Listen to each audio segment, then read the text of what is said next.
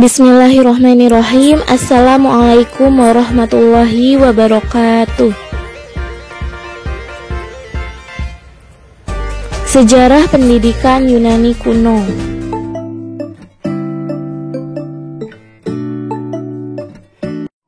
Pendidikan primitif 4000 sebelum Masehi terbagi menjadi dua, Homeros dan Hesiod.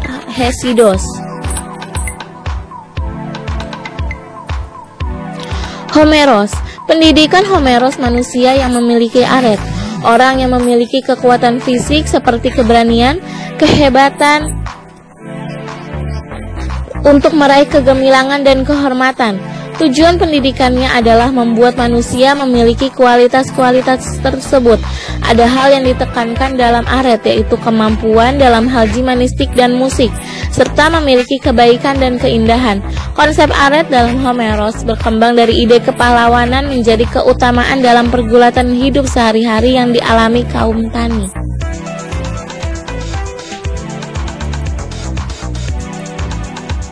Yang kedua, Hesiod. Pendidikan Hesiod ialah pendidikan yang membuat orang yang dididik memiliki visi popolis, visi publik, umum, dan masyarakat. Dasar moralitas dalam aret Hesiod ialah keadilan dan kerja keras. Orang yang adil adalah orang yang bekerja keras. Kerja keras ialah jalan satu-satunya menuju kepada keutamaan.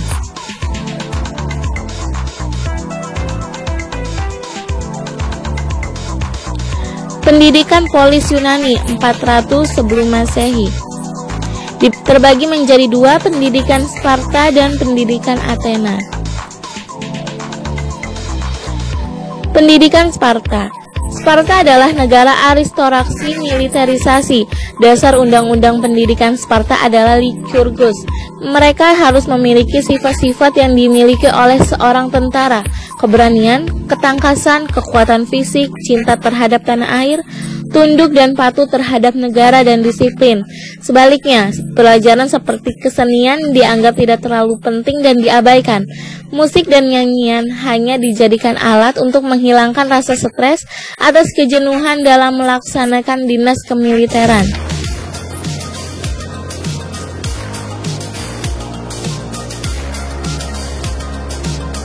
Pendidikan Sparta.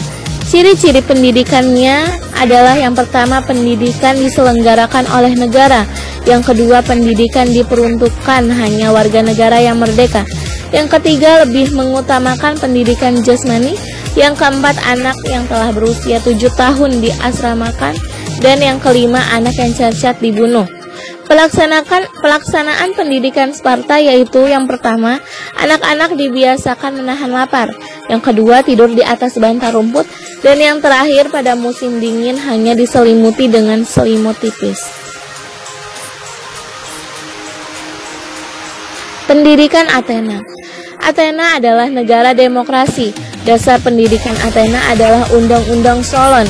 Tujuan pendidikan Athena adalah membentuk warga negara dengan jalan pembentukan jasmani dan rohani yang selaras. Dalam membaca diberikan dengan metode mengeja atau sintesis murni, dan menulis dilakukan pada batu tulis yang dibuat dari lilin. Pendidikan warga negara sangat diutamakan di Yunani, terutama di Sparta. Segala kepentingan negara diletakkan di atas kepentingan individu atau perseorangan.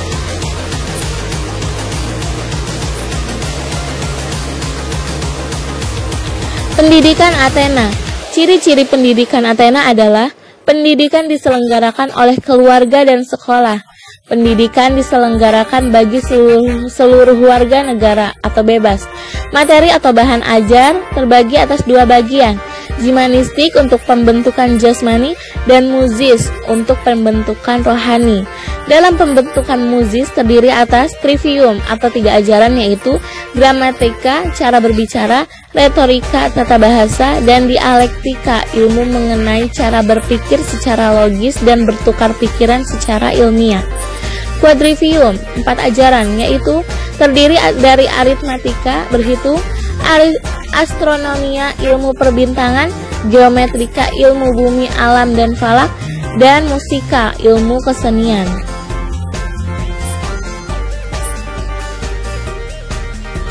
Ahli-ahli pendidik Yunani. Yang pertama, Pitagoras 580–500 sebelum Masehi. Tujuan pendidikan menurut Pitagoras yaitu membentuk manusia susila dan beragama.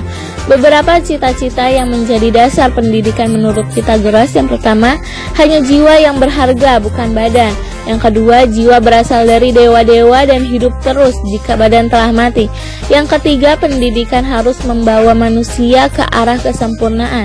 Dan yang terakhir, kesempurnaan, keselarasan antara jiwa dan raga, harmoni dalam hubungan antara manusia dan negara.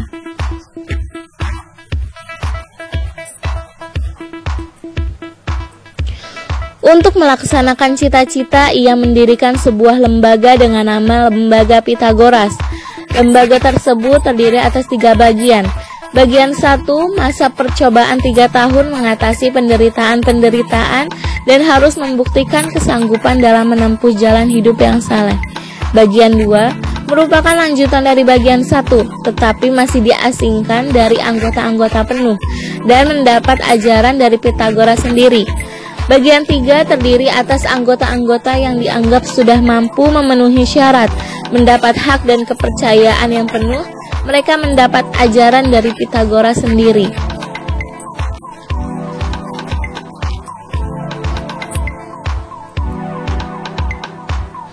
Socrates 469–399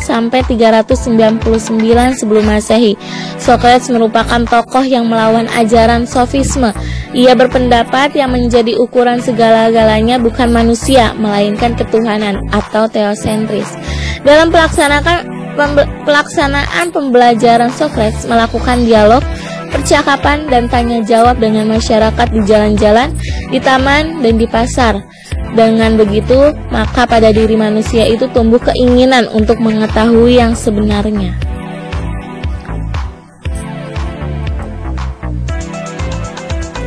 Socrates sangat memiliki jasa terutama dalam pendidikan. Beberapa jasa Socrates: yang pertama, pelopor dari ilmu kesusilaan. Ia berpendapat bahwa filsafat merupakan alat untuk mencapai kebijakan. Yang kedua, sebagai pelopor dari ilmu mengenai pengertian-pengertian.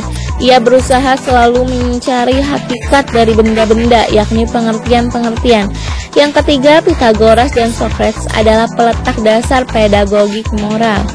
Dan yang terakhir, pada akhir hidupnya Socrates dianggap telah merusak akhlak pemuda dan difitnah oleh kaum sofis telah mengajarkan dewa-dewa baru dan membelakangi dewa-dewa resmi.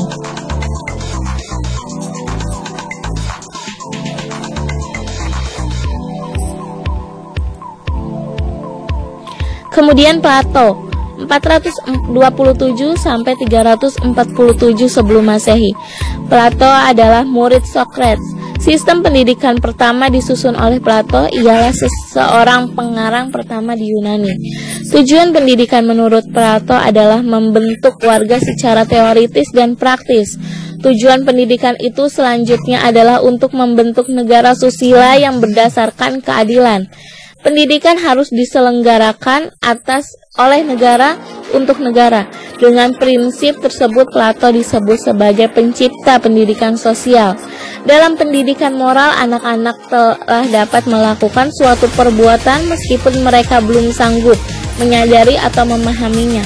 Sehingga pendidikan harus dimulai sejak kecil, yaitu dengan pembiasaan dan kemudian pengajarannya.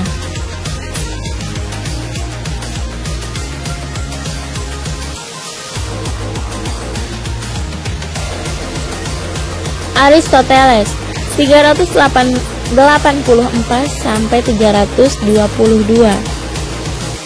Aristoteles adalah murid dari Plato. Cita-cita pendidikan Aristoteles melalui pengalaman, pembiasaan-pembiasaan, akal budi, dan pengertian. Pendidik harus mempelajari dan memimpin pembawaan dan kecenderungan anak-anak dengan latihan dan pembiasaan.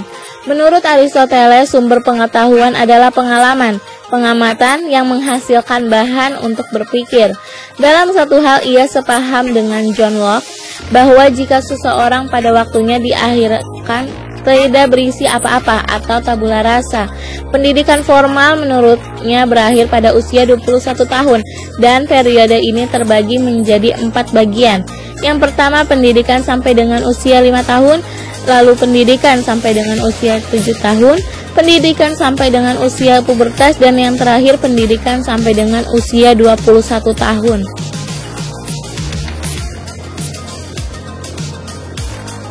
Sekian dan terima kasih.